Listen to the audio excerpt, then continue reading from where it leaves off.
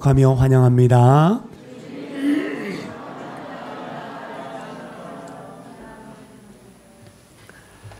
단테라고 하는 시인을 아시죠? 유명한 시인인데 그가 쓴 또 그 신곡이라고 하는 거 잘 알고 계실 겁니다.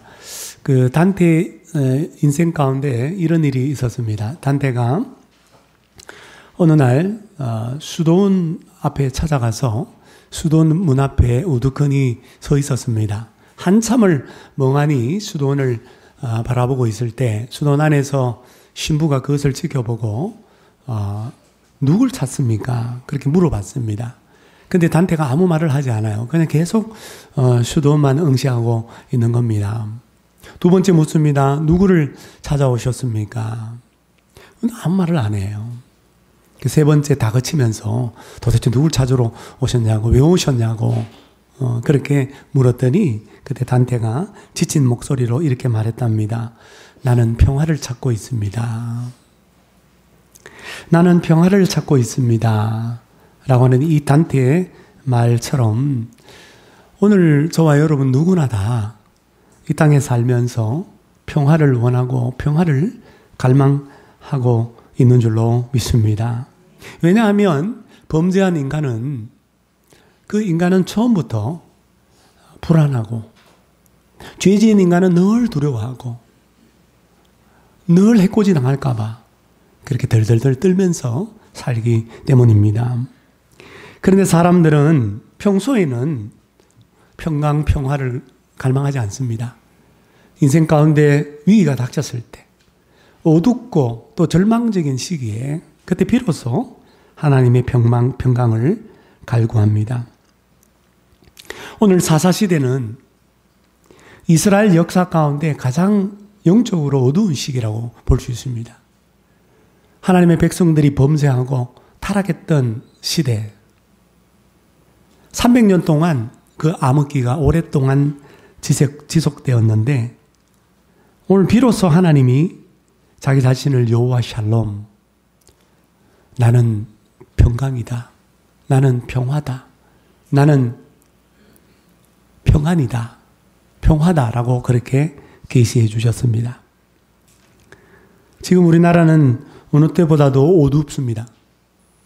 절망적인 상황에 놓여 있습니다. 이 땅 위에 아직도 저 북한의 전쟁의 위협이 여러분들 실감되든 실감 안 되든 엄연히 도사리고 있고 내부적으로 대통령 탄핵 종국으로 인해서 무질서한 가운데 또 혼돈과 혼란 가운데 그렇게 있습니다. 어느 때보다도 우리나라는 위기에 처해 있고 우리 국민 개개인들의 마음속에 우리 뉴스를 접할 때마다 마음에 평안이 없습니다. 이같이 절망적인 시기에 우리는 하나님의 평화를 여러분 갈구해야 될 줄로 믿습니다.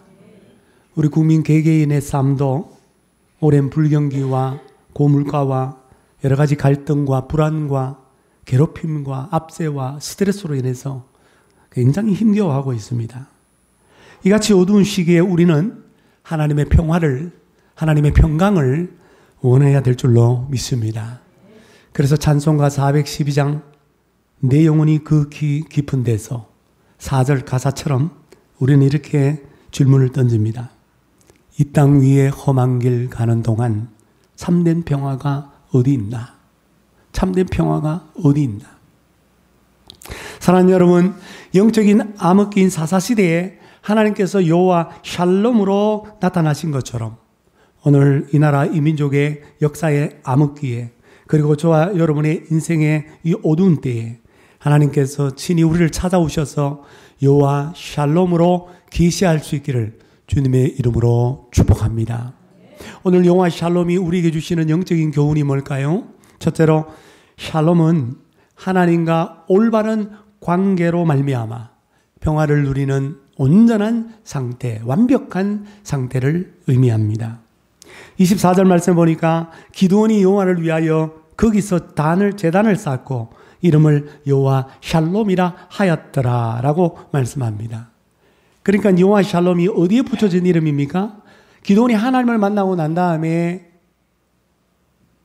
하나님에 대해서 기념하며 제단을 쌓고 그 제단의 이름을 여호와 샬롬이라고 붙였습니다. 샬롬은 오늘까지 대부분의 유대인들이 굉장히 사랑하는 소중히 여기는 단어입니다. 그래서 유대인들은 서로 만나고 헤어질 때 항상 샬롬이라는 인사를 합니다. 한 번 하지 않고 우리 연세대 박준석 교수님 그때 세미나 들어보니까 2번 한대요. 샬롬 샬롬. 우리 옆 사람하고 오늘 만났으니까 한번 인사해 볼까요? 샬롬 샬롬. 우리 그리스도인들도 유대인을 닮아서 샬롬이라는 인사를 자주 사용합니다. 평안을 빕니다. 안녕하십니까? 좋은 하루 되세요. 뭐 이런 의미를 담아서 샬롬이라는 인사를 하는데 사실은 샬롬의 뜻은 그런 의미가 아닙니다. 그것보다 훨씬 더 깊은 의미가 있습니다. 훨씬 더 넓은 의미가 있습니다. 앞에 보시면 성공하고 만족하고 번성하며 건강하고 자기 자신과의 관계, 다른 사람과의 관계, 하나님과의 관계에 있어서 조화를 이루면서 살라고 하는 소망이 담긴 인사말이 샬롬 샬롬이에요. 분명한 의미를 하셨죠? 그 의미를 담아서, 이 소망을 담아서, 자 보세요.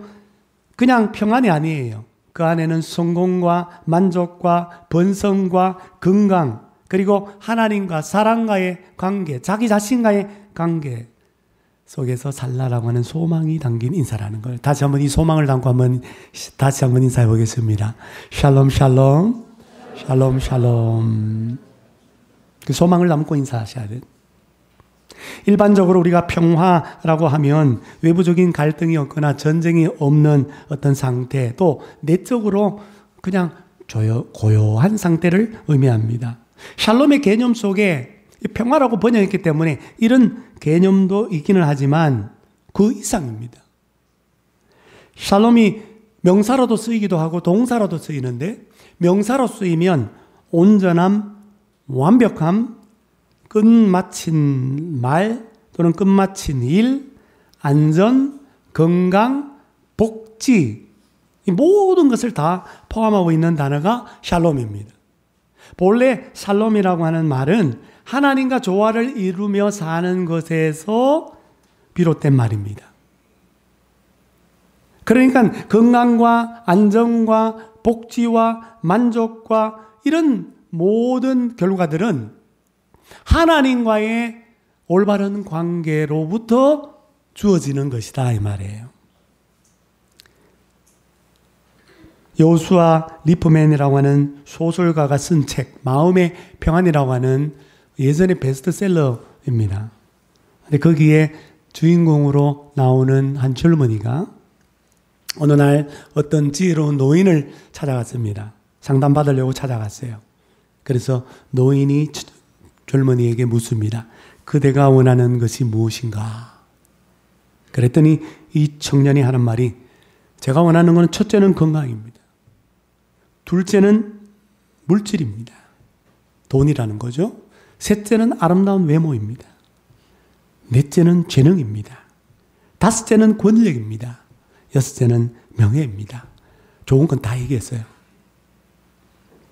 이 소원을 말하는 청년을 지그시 지켜 바라보면서 이 지혜로운 노인이 이렇게 말을 합니다. 아니야. 자네는 인생에 꼭 필요한 가장 중요한 것을 빠뜨렸어. 그거 잊고 있어. 그것은 바로 마음의 평안이지.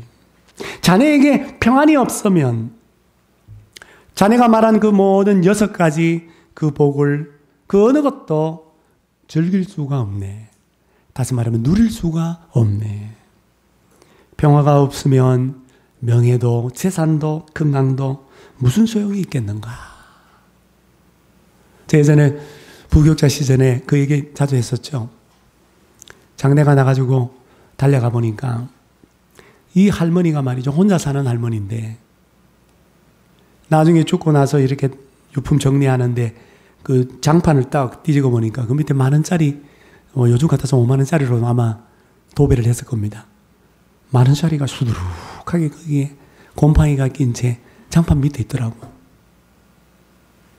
그래갖고 또 수급자가 되려고 또 막 동사무소 찾아가 난리를 치고 폐암 걸려갖고 제가 가서 운전해주고 병원비 계산할 때 여기 막 속에서 고기 복주머니에서 돈 꺼내갖고 1,000원짜리 이게 10,000원짜리 꺼내갖고 계산했는데 이게 눈에 선해요. 근데 이분이 그렇게 죽은 거야. 그 많은 돈이 무슨 소용이 있어요?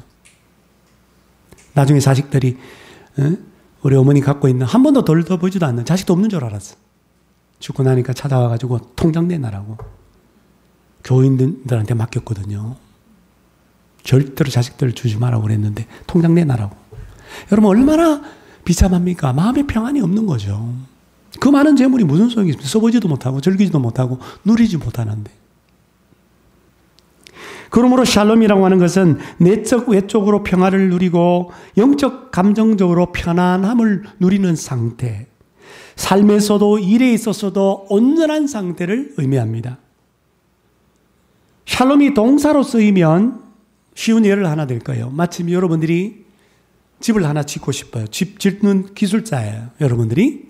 그래서 내 집을 내가 한번 지어보겠다고 그렇게 집을 짓습니다. 그래서 집을 맨날 며칠 동안 짓는데 이제 마지막 벽돌 한 장만 딱 끼워 넣으면 집이 완성되는 거예요. 바로 그때 마지막 벽돌을 딱 집어 넣었을 때 그때 하는 말이 샬롬입니다. 이해가 되시죠? 그래서 샬롬이라는 뜻은 동사로 쓰이면 완성하다, 끝마치다 라고 하는 뜻입니다. 두 번째로 오늘 영적인 교훈은 내 삶에 평화가 없는 이유가 바로 지속적인 우상숭배의 죄악 때문이라는 겁니다. 오늘 본문 말씀을 이해하려면 여러분들 6장 전체를 읽어야 되는데 집에 가셔서 6장 전체를 한번 읽어보십시오. 이스라엘 백성들이 7년 동안 미디안 족속의 공격과 압제와 속박 가운데 고통받고 있었습니다.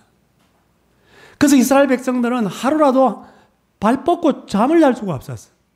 미디안 사람들이 무서워서 오늘 3절 말씀해 보니까 6장 3절입니다.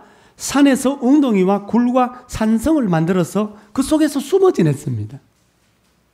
왜냐하면 미디안은 이스라엘이 추수 때가 되면은 갑자기 기습 공격해서 쳐들어와 가지고 4절 말씀해 보니까 토지 소산, 그 농작물들, 먹을 것, 양과 소와 심지어 나귀까지도 모조리 다 남기지 않고 싹 썰어가 버리는 겁니다. 그래서 이스라엘 백성의 삶은 매우 가난했고 그리고 마침내 너무 힘들어서 하나님 앞에 부르짖었다라고 6절에 말합니다. 여러분, 백성들이 힘들 때 하나님께 부르짖는 기도의 내용이 뭐였을까요? 성경에는 안 나와요. 제발 미디안의 압제로부터 속박으로부터 좀 건져주세요. 좀 발 뻗고 살 수 있도록 좀 평안을 주세요. 그렇게 기도했을까요? 오늘 백성의 부르짖음을 듣고 하나님이 응답을 하시는데 그 응답을 통해서 백성들이 뭘 부르짖었는지 그 내용을 우리가 짐작할 수 있습니다.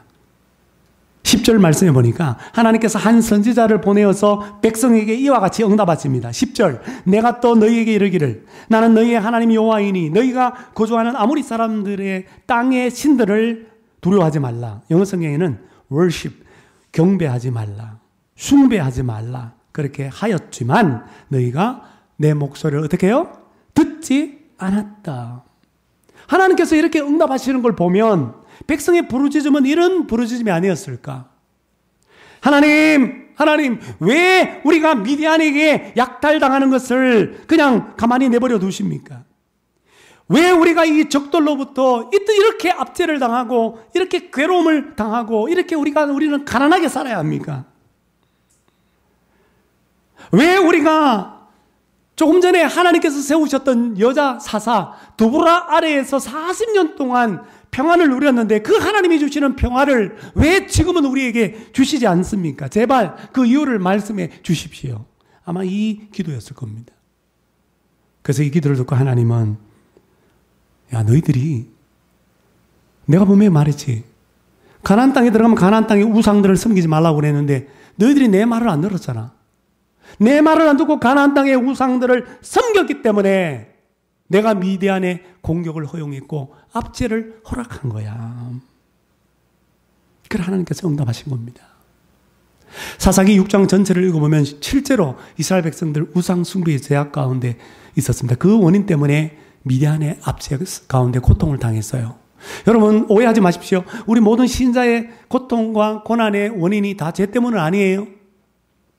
아닙니다. 그러나 오늘 본문의 이스라엘 자손에게 있어서는 분명하게 그들의 죄 때문에 지금 고난을 당하고 있는 겁니다. 1절을 볼까요? 1절 이스라엘 자손이 또 여호와의 목전에 뭘 행함으로? 악을 행하였으므로 여호와께서 7년 동안 그들을 미디안의 손에 넘겨주시니. 여호와의 목전에서의 악이 뭡니까? 악행이 뭡니까? 그게 바로 우상숭배입니다.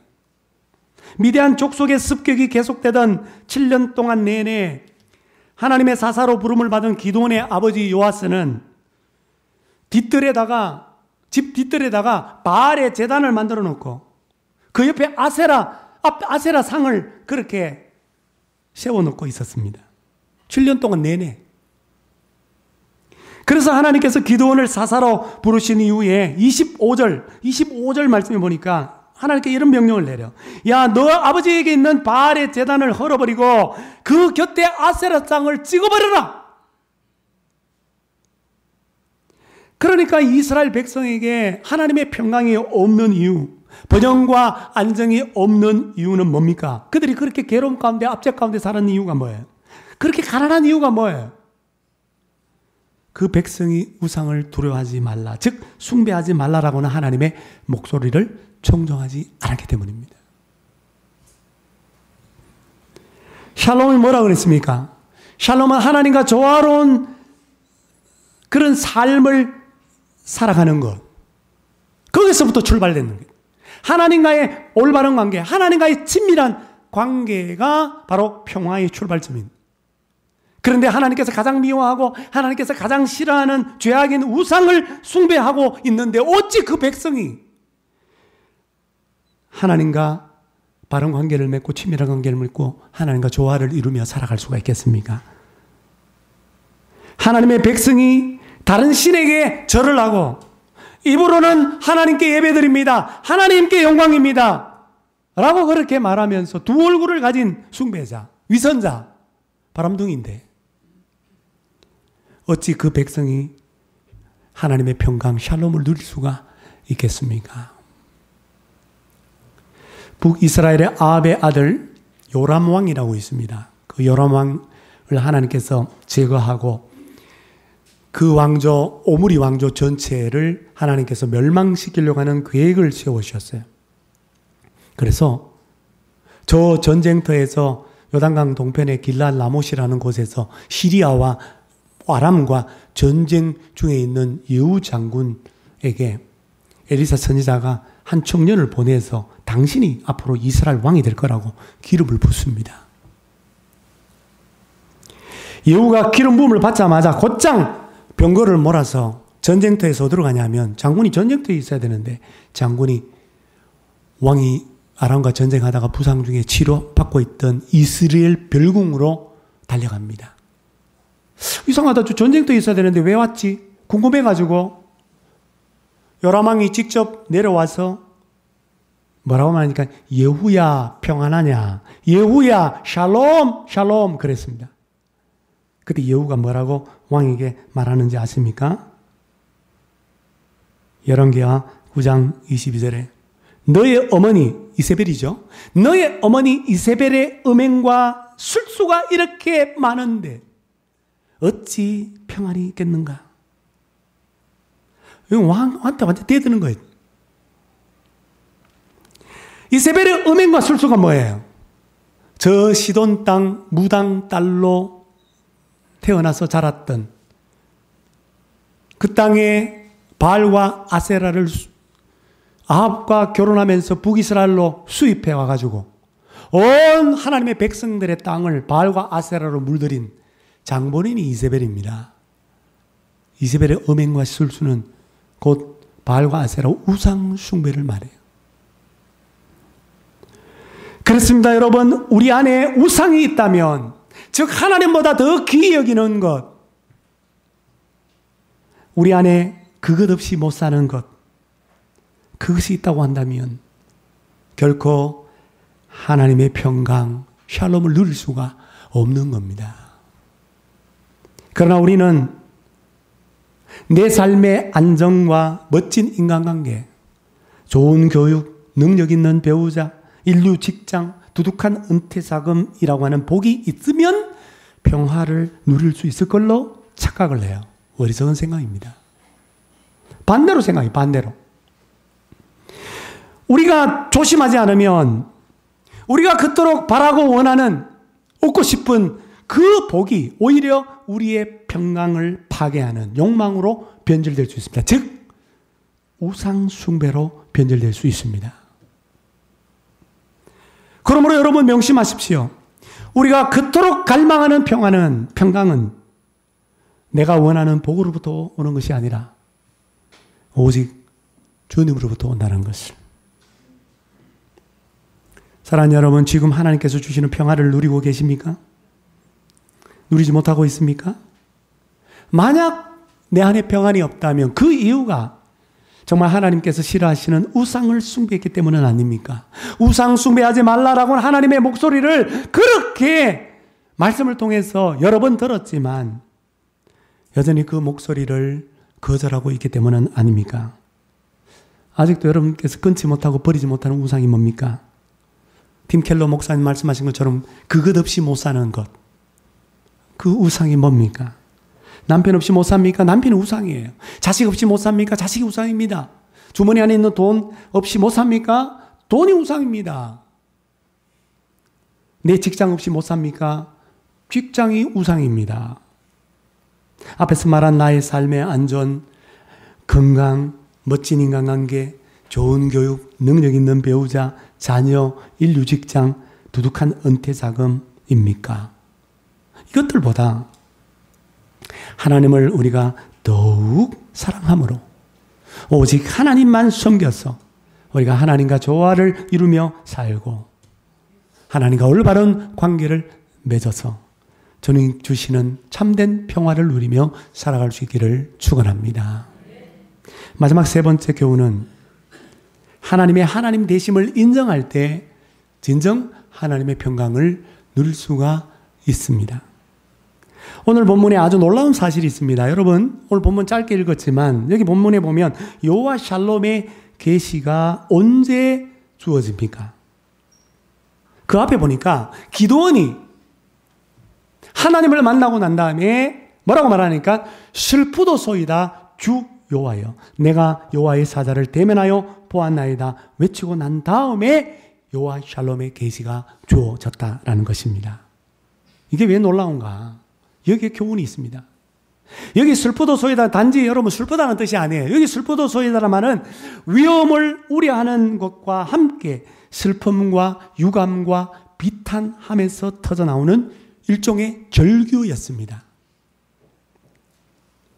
그렇다면 왜 기드온이 하나님의 천사, 하나님을 대면했는데 슬픔과 비탄함에 빠져서 절규했을까요? 하나는 23절 말씀을 보니까 너는 안심하라 두려워하지 말라 죽지 아니하리라 라고 하는 이 말씀을 볼 때 기드온이 나는 하나님을 배웠기 때문에 하나님을 대면했기 때문에 죽는다라고 생각했기 때문입니다. 그래서 슬프도소이다 주 여호와여.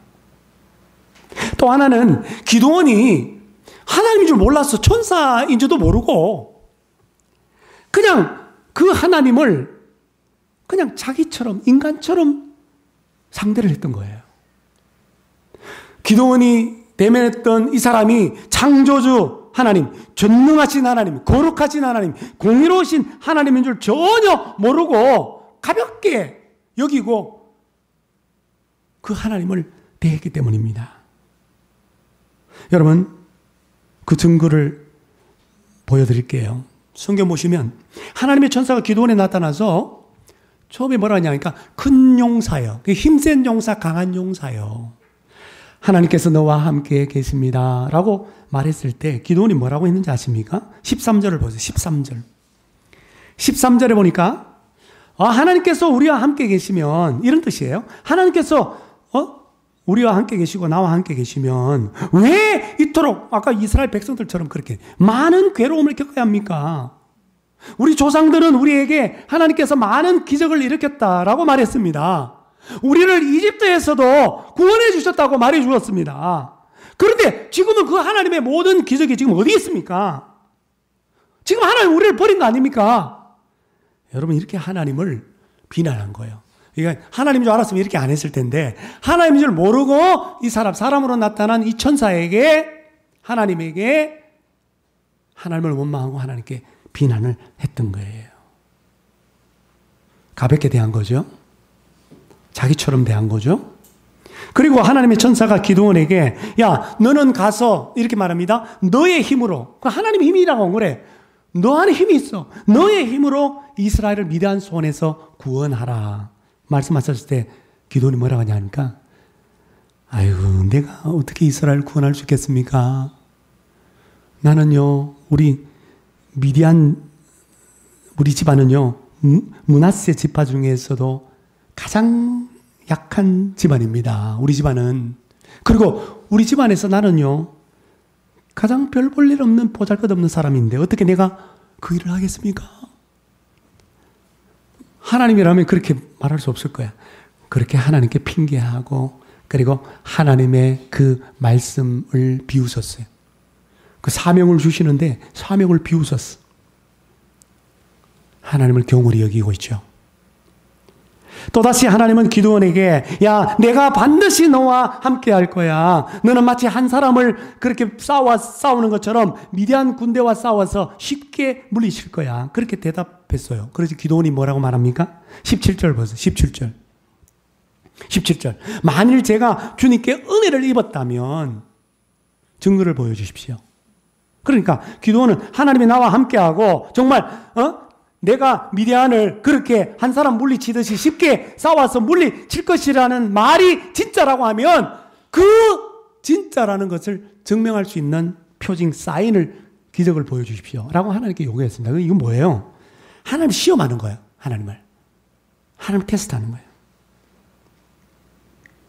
근데 하나님은 자기를 그렇게 경홀히 여기고 가볍게 여기는데도 하나님은 그가 요구하는 표징을 보여주세요. 기드온이, 가지 말고 여기 있으라고.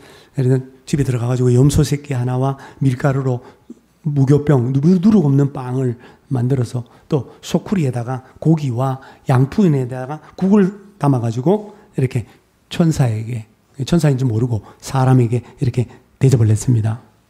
이때 천사가 뭐라 하냐니까, 그 고기와 누룩 없는 빵을 저기 저 바위 위에다가 올려놔라. 그리고 네가 지금 양푼에 담아온 그 국을 갖다가 거기에다 다 위에다가 쏟아부어라. 그 기드온이 천사가 시킨 대로 했습니다. 천사가 손에 잡고 있던 지팡이 끝을 갖다가 그 고기와 누룩 없는 빵에다가 딱 갖다 대니까 갑자기 바위에서 불길이 확 치솟아가지고 그 바위에 있는 누룩 없는 빵과 고기가 그리고 국까지 다 모조리 다 태워버리는 거예요. 그리고 나서 그 사람이 사라져버린 거예요. 그제서야 기드온이, 내가 지금 만나고 대화했던 이 사람이 하나님의 천사, 곧 하나님이라는 것을 알게 되고 22절에 슬프도소이다 주여와여 라고 절규했던 것입니다. 여러분, 기드온은 하나님을 자기 자신처럼 대한 것을 알았어요. 그래서 꼼짝없이 나는 죽었다고 생각해서 슬픔과 비탄에 빠져서 절규했던 것입니다. 그러니까 기드온의 외침은 바로 이런 고백입니다. 슬픕니다 주여, 저는 주님을 전능하신 하나님으로 인정하지 않았습니다. 내가 대면하고 있는 분이 하나님이신 걸 모르고 나는 나처럼 사람처럼 가볍게 대했습니다. 나는 이것을 후회하고 마음 아파하고 슬퍼하고 회개합니다. 이 외침이에요. 기드온이 자신이 대면하고 있는 분이 하나님인 것을 인정하고 비로소 뭐예요? 영광을 돌려요. 하나님을 가볍게 여긴 것에 대해서, 하나님을 인정하지 않은 것에 대해서 회개하고, 그리고 하나님께 비로소 영광은 무게죠. 하나님의 걸맞는 무게를 돌려드립니다. 바로 그 순간에 하나님은 자기 자신을 여호와 샬롬으로 계시합니다. 23절, 여호와께서 그에게 이르시되 너는 안심하고 두려워하지 말라, 죽지 아니하리라. 즉 하나님께서 기드온에게 나는 여호와 샬롬이니라, 나는 평화의 하나님이니라 이렇게 말씀하신 거나 다름없습니다. 그래서 이후에 성경은 분명히 말씀하죠. 24절 기드온이 여호와를 위하여 자기가 만난 하나님인 줄 인정하며 그 하나님을 위하여 제단 쌓고 그 이름을 여호와 샬롬이라고 명명했습니다. 자, 여러분, 오늘 여기 귀한 교훈이 있습니다. 오늘날 많은 신자들이 왜 죄에 대한 단호한 태도를 취하지 못하는가? 왜 끊임없이 붙어 다니는 우상숭배와 같은 악습을 끊어버려야 됐다는 생각을 하지 못하는가? 또 행동으로 옮기지 못하는가? 오히려 그 대신에 왜 자신의 정욕을 따라서 자신의 정욕을 오히려 더 애지중지 키우면서 그 정욕에 따라서 죄를 짓고 그 죄와 공존하면서 그렇게 살아가고 있는가? 그 이유가 뭔지 아세요? 이렇게 죄와 공존하는 가운데 무슨 평화가 있겠습니까? 평화가 없는 이유가 뭔지 아세요? 바로 여기에 해답이 있습니다. 사사기 21장 25절. 사사시대가 흑암 가운데 있는 이유죠. 우리 다 같이 한번 읽어보겠습니다. 시작. 그때 이스라엘에 왕이 없으므로 사람이 각기 자기 소견에 옳은 대로 행하였더라. 자기 소견 대로 옳았다면 내 눈에 좋아 보이는 대로 행했다 이거. 오늘날 시대가 그런 거 아니에요? 네 눈에 보기 좋은 대로 행해라 이거. 네가 꼴리는 대로 살아라 이거. 네가 원하는 대로 살아라. 오늘날 시대 풍조가 바로 그런 겁니다. 광고가 다 그런 거예요. 네가 원하는 대로 해.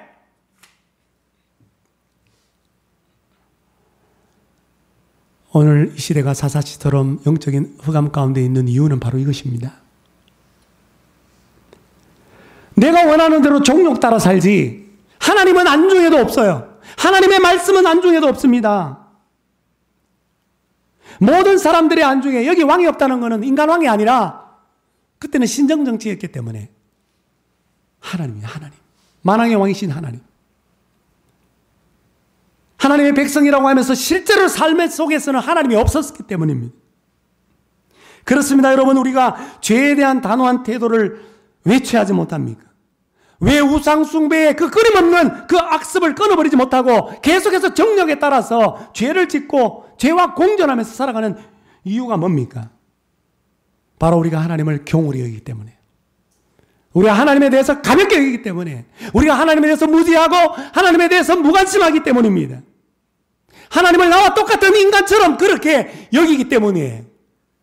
수요 예배 때 하나님 아버지라고 그랬어요. 참 좋으신 아버지라고 그랬어요. 여러분 오해하지 마십시오. 아버지와 같은 그런 속성이 있습니다. 우리 하나님은. 그러나 아버지는 물러터진 아버지가 아니에요. 그렇게 가볍게 볼 수 있는 아버지가 아니에요. 죄에 대해서 자녀들이 바른 길로 가지 않을 때 반드시 채찍질을 가하는 공의의 아버지십니다. 용서를 구하면 한없이 용서해 주시는 사랑의 아버지시고요. 우리가 너무 하나님을 나처럼 여기는 거예요. 나처럼. 그 물러터진 그런 아버지로만 여기기 때문에 오늘 기드온이 하나님인 줄 모르고 자기처럼 사람처럼 그렇게 대한 것처럼 하나님을 하나님에게 인정하지 않기 때문에, 하나님께 영광을 돌리지 않기 때문에, 말로는 영광이 영광, 하나님께 영광을 돌리는 삶을 살지 않기 때문에 죄와 공존하면서도 아무 문제의식 없이, 그러니 우리에게 무슨 평강이 있겠나? 무슨 하나님의 샬롬의 복이 있겠습니까? 여러분, 우리가 사사시대 하나님의 백성과 기드온처럼 하나님께 무관심하지 않습니까? 하나님을 경홀히 여기고 하나님을 가볍게 여기지는 않습니까? 그래서 우상을 지닌 상태로도 주님을 섬겨도 괜찮다 이렇게 생각하고 있지는 않습니까? 만약 그렇다면 결코 여호와 샬롬의 계시를 받을 수가 없습니다. 하나님의 평강을 누릴 수가 없습니다. 그럼 어떻게 해야 됩니까? 사랑하는 여러분, 기드온처럼 하나님을 나처럼 여긴 것, 인간처럼 가볍게 여긴 것, 그것으로 인해서 죄와 공존한 그것을 주님 앞에 슬프도소이다 주어야 해요. 가슴을 찢으면서 회개해야 될 줄로 믿습니다. 그리고 더 나아가 우리가 대면하고 있는 하나님, 내가 교제하고 있는 하나님, 말씀을 통해서 만나는 하나님은 나와는 전혀 다른 전능하신 하나님, 거룩하신 하나님, 공의로우신 하나님이라는 사실을 인식하고 하나님의 되심을 인정해야 합니다. 하나님께 영광을 돌려야 합니다. 그렇게 사셔서 여호와 샬롬의 계시를 받고 하나님의 평강을 참된 평안을 누리며 살아가는 저와 여러분, 이 나라, 이 민족이 되시기를 주님의 이름으로 축원합니다. 찬송가 412장